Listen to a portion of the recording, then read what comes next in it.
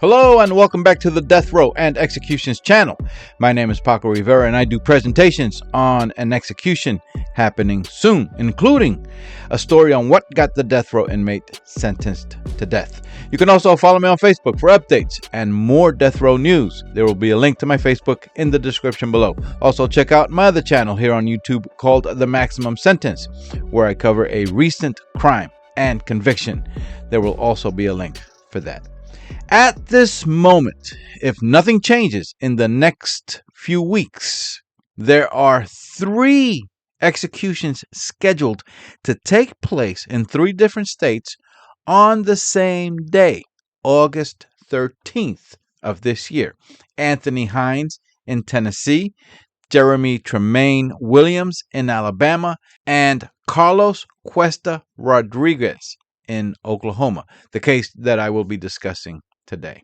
The last time that 3 death row inmates were executed on the same day in the United States was 16 years ago, on January 7th, 2010, when Louisiana, Ohio, and Texas put a death row inmate to death. Here's another bit of trivia I'll throw in here. The last time a single state executed 3 inmates on the same day was Arkansas, on January 8th, 1997.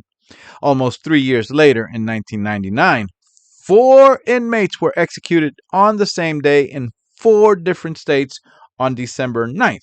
As far as 3 executions taking place on the same day, that has happened 13 times since 1976, when the United States Supreme Court reinstated capital punishment. So this year, on August 13th, will be the 14th time, if the 3 states I mentioned all carry out the planned executions, with one of those being executed, like I said, as Carlos Cuesta-Rodriguez in Oklahoma. Cuesta-Rodriguez was a Cuban immigrant who had immigrated to the United States in the year 1980. For those of you not familiar, that was the year of what was called the Cuban Mariel boat lift, when Cuban leader Fidel Castro emptied all his prisons and insane asylums and forced people from South Florida who were invited to come get their families to take thousands of unwanted Cuban criminals on their boats back with them to Florida if they wanted their family to also get on the boat. Now, I'm not sure if Carlos Cuesta-Rodriguez was part of the Mariel boat lift, but having arrived in 1980, it is a good indication that he was. I also don't know if he was one of those prisoners when Castro emptied his jails, but Cuesta-Rodriguez did get into a whole lot of legal trouble while in the United States, including a drug conviction in 1988. By the way, the Mariel boat lift was also the main focus at the start of the 1983 movie Scarface with Al Pacino, which I'm sure a lot of you have seen. Now, according to reports, Cuesta-Rodriguez apparently tried hard to clean himself up after that 1988 drug conviction, with his only setback being that he was a heavy drinker. At some point, he had migrated to Oklahoma City in Oklahoma. Sometime later in life, he met a woman who was the mother of 2 children who would tragically be killed by Cuesta-Rodriguez. That woman's name was Olimpia Carolina Fisher. Olimpia was born in 1959 in Chihuahua, Mexico, and she later migrated to Oklahoma City. Olimpia had worked hard and long hours as a packer for a moving company. She had 2 daughters, Kataya Chacon and Cynthia Chacon. Kataya was 18 years old and pregnant and was actually living in the home, and she had been the one that heard the first gunshot when her mother was shot. Olimpia and Cuesta-Rodriguez had been living together for a period of time, and about a year before Olimpia was killed, the 2 of them had even bought a house together. That was in the year 2002. Not much is detailed in public records about Cuesta-Rodriguez's line of work, only indicating that he was a laborer. Interestingly, his employer and several co-workers had testified on his behalf at his trial about his strong work ethics, praising his high quality abilities, volunteer efforts, and professional work. He was well established enough at his job that his employer trusted him enough to lend him $5,000 to use as a down payment on the Oklahoma City home that he had purchased with Olimpia Fisher, now being regarded as his common law wife in reports. But apparently things began going downhill fast with the relationship during that year after buying the house. The daughter, who was still living in the home, Kataya, testified that Cuesta-Rodriguez became extremely jealous over her mother's long work hours, constantly questioning her about it and believing that she was out somewhere else cheating on him. Anytime that Olimpia and her daughter went anywhere, he was constantly calling and asking where they were and what they were doing. The relationship eventually got so bad that Cuesta-Rodriguez was telling Olimpia that she must pack her stuff and move out of the house. And Olimpia was trying to kick Cuesta-Rodriguez out of the house. On May 20 of the year 2003, about 11 days before the murder, Olimpia went to the police station to report domestic abuse. She had severe bruising on her arm and on her stomach. However, when the officer told Olimpia that he was going to take photos of the injuries and then immediately go to arrest Cuesta-Rodriguez, she got up and said, "Never mind," and left the police station. Just my guess here, but it appears Olimpia wanted police to just go and remove Cuesta-Rodriguez from her house. She did not want him to be put in jail. Like I said, that was 11 days before the murder. About 10 days after that visit to the police station, sometime during the evening on Friday, May 30, Carlos Cuesta-Rodriguez was drinking tequila, and he called Olimpia's cell phone.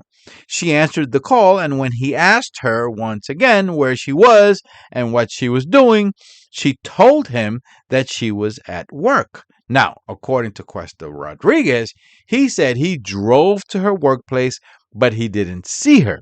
So he had concluded that she was not at work. He said he then drove back home and went to bed. The daughter, Kataya, said that she arrived home about 10 o'clock that Friday night and the house was in complete darkness. She said that after turning on a light, she found an empty bottle of tequila on top of a short note. The note appeared to be directed at her mother and her and contained profanities, which I won't repeat here. But you can make it out from this shot. Kataya thought that she was alone in the house, but then she heard Cuesta-Rodriguez coughing in the master bedroom. She became worried and tried calling her mother, but Olimpia didn't answer the call. So Kataya left the house and drove to Olimpia's workplace, and when Olimpia got off work, they both went to have a late meal at a McDonald's restaurant. So Olimpia apparently was at work that night, despite Cuesta-Rodriguez saying that she wasn't there. Olimpia and her daughter Kataya arrived back at the house and made plans to pack and move out. But they decided that they would get some sleep first. Kataya went to sleep in her bedroom, and Olimpia went to a spare guest bedroom in the house to sleep. At about 4:30 in the morning, now Saturday, May 31st, Kataya woke up to the sounds of her mother and Cuesta-Rodriguez arguing loudly. Kataya went into that bedroom where the two were fighting and told her mother to just come to her bedroom to stay with her in there, and she went back to her room, hoping Olimpia, her mother, would follow. Cuesta-Rodriguez had apparently followed Olimpia through the house, and when Olimpia grabbed the phone to call police, he snatched it out of her hand and he threw it. He then pulled out a double-barreled .45 caliber pistol loaded with 2 shotgun shells and fired a shot into Olimpia's right eye. Amazingly, it was determined by a medical examiner that that first shot did not kill Olimpia. Anyway, Kataya heard the shot and grabbed a baseball bat from under her bed and tried to hit Cuesta-Rodriguez's hand that was holding the pistol. But Cuesta-Rodriguez managed to pull the bat away from Kataya and he threw it to the floor.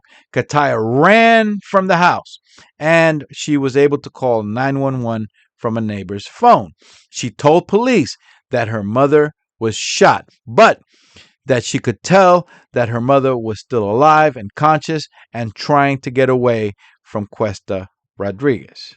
The first police officers arrived at the house at 4:41 in the morning, about 2 minutes after that 911 call was made. One officer was questioning Kataya at the neighbor's house, and the other officers were at the house where they could hear Olimpia screaming and banging on a bedroom window as if she was trying to escape. The windows and doors to the house were all covered with burglar bars that prevented her escape and prevented police from gaining entry into the house. While trying to kick the door open, police then heard a gunshot. It was the second shot that Cuesta-Rodriguez had fired at Olimpia, which was exactly 8 minutes after he had fired the first shot. The first shot had hit Olimpia's left eye, severely injuring her. The second shot went through her right eye and killed her. She was 43 years old. This shot happened while police were outside the house. With police certain that Olimpia was now most likely dead, they called in a SWAT team. A hostage negotiator was also called in, and he used a loudspeaker to try to convince Cuesta-Rodriguez to give himself up. But when that was going nowhere, the SWAT team busted their way into the house and arrested Cuesta-Rodriguez. By that time, there was also news media outlets on the scene. The case didn't go to trial until about 4 years later, in June of the year 2007. And later that month, Carlos Cuesta-Rodriguez was convicted and sentenced to death. And that death, as I mentioned earlier, is one of a triple execution scheduled to take place in this country this year on August 13th. Carlos Cuesta-Rodriguez, who is now 70 years old, does have a clemency hearing with the Oklahoma Pardon and Parole Board scheduled for Tuesday, July 14th. And depending on that vote and ultimately the governor's decision, we'll know more about what will happen. Apparently, Cuesta-Rodriguez's biggest argument is that he was extremely intoxicated when he killed Olimpia and should therefore not be put to death. There was, however, testimony during his trial that while he had been drinking the night before, he was very stable and fully aware of his actions during the early morning hours when he killed Olimpia Fisher. The daughter, Kataya, had said that he was steady on his feet and speaking very clearly.